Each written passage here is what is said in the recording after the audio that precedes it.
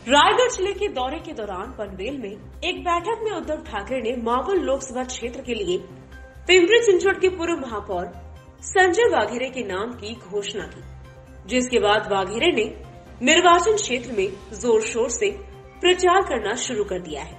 Waghere door to door चुनावी प्रचार में जुटे हैं। उन्होंने दावा किया है कि मावल में शिवसेना उद्धव बाला साहेब ठाकरे का उम्मीदवार निर्वाचित होगा।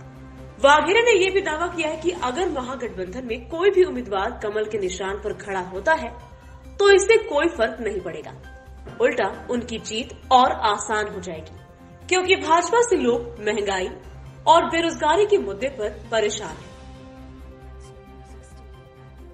हैं। याच्यामध्ये काल आदरणीय उद्धव साहेबांनी उरणच्या सभेमध्ये माझी उमेदवारी जाहीर केली आणि उमेदवारी जाहीर झाल्यानंतर याच्या अगोदर देखील आम्ही प्रत्येक गाववाईज गाव भेटी दौरा प्रत्येक जिल्ह्यावाईज आम्ही प्रत्येक तालुक्यावाईज आम्ही त्या ठिकाणी दौरे केलेले आहेत आणि आता आम्ही हाऊस टू हाऊस घेण्याचा प्रयत्न करतोय।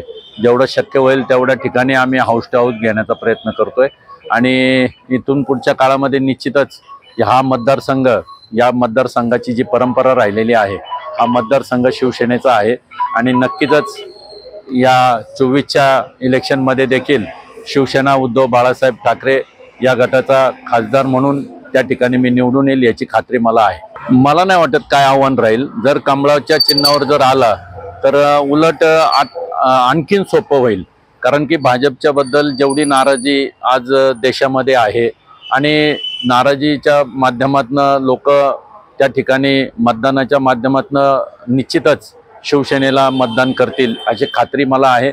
कारण आपण जर पाहिलं असेल तर तळेगाव मधला जो पॉपकॉर्नचा कंपनी येणार होती ती कंपनी बाहेर गुजरातला शिफ्ट केली आणि असे अनेक प्रोजेक्ट जे आहेत की जे आपल्या महाराष्ट्रातले प्रोजेक्ट बाहेर नेलेले आहेत, तर त्यामुळं भाजपवरती नाराजी आहे।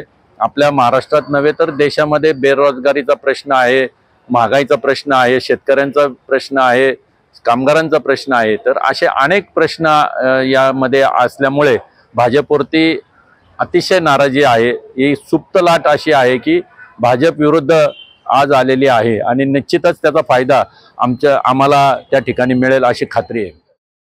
Bureau report, VSRS news, Pimpri Chinchwad.